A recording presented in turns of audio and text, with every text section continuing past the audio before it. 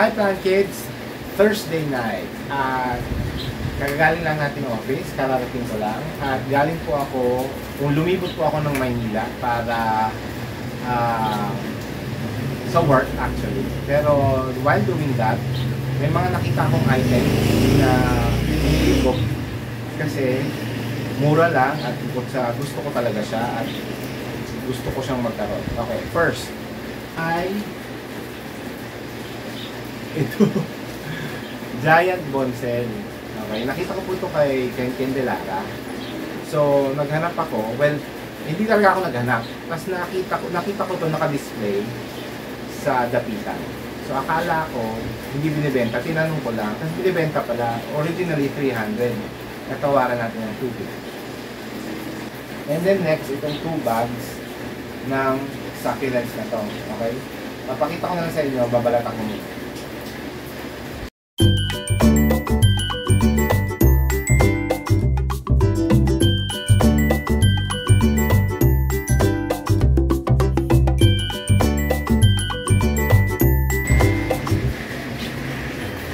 Ayan.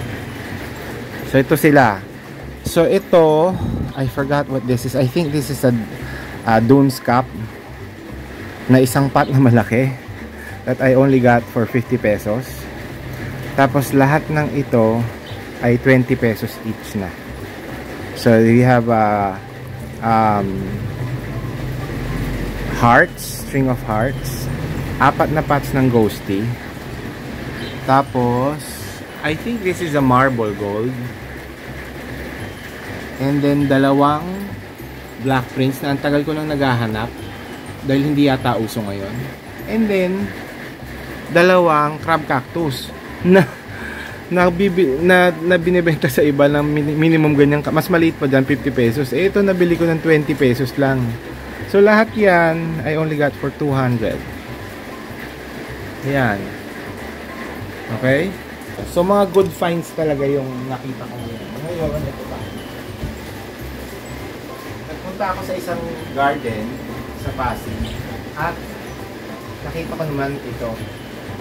Ito po ay isang English ivy na ang ganda ng pagka-trailing. Yung nagkaroon ako ganito, nalusa. Maganda rin sana siya, malalaki na rin yung dahon. Kaso, natuyot, nalusang, hindi ko alam kasi siguro hindi ko siya nilagay sa may araw. So ngayon, I'm gonna correct myself. I got this for 300 pesos. And then habang andun tayo sa dapitan din, meron yung binilang ko ng giant pots. Nakita ko rin siya nito. Eh kailangan ko nga nito dahil diba, dun sa ating garden, yung mga pataas nating mga pavine natin ng mga philos, plano ko ilagay sa ganito. Tapos may mga plano pa ako ibang ilagay sa ganito.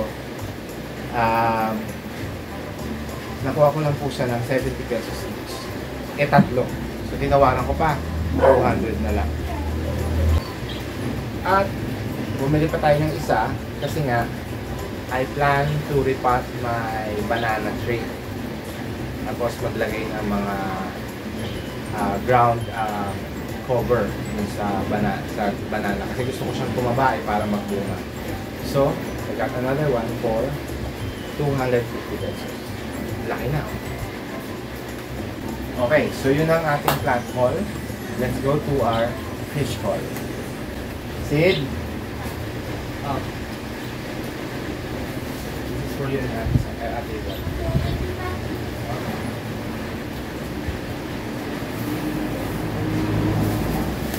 So first in our fish haul are, kita niyo ba? Kois. Okay? Ano to? 3 for 100 lang natin nakuha. Tapos may mga freebie. May mga sumamang mga molly. 3 piraso. So may free tayo dyan. Then here are, ayan, angel fish naman. So ito, nakuha lang natin ng 3 for 100 din is ang klase. So may black at saka may parang platinum pero may mga streaks ng black. So 6. And then kinuha rin tayo. Ito, matagal na ako naghahanap nito. 2 pairs of blue polar. Hopefully, babae yung maliliit at lalaki yung malalaki.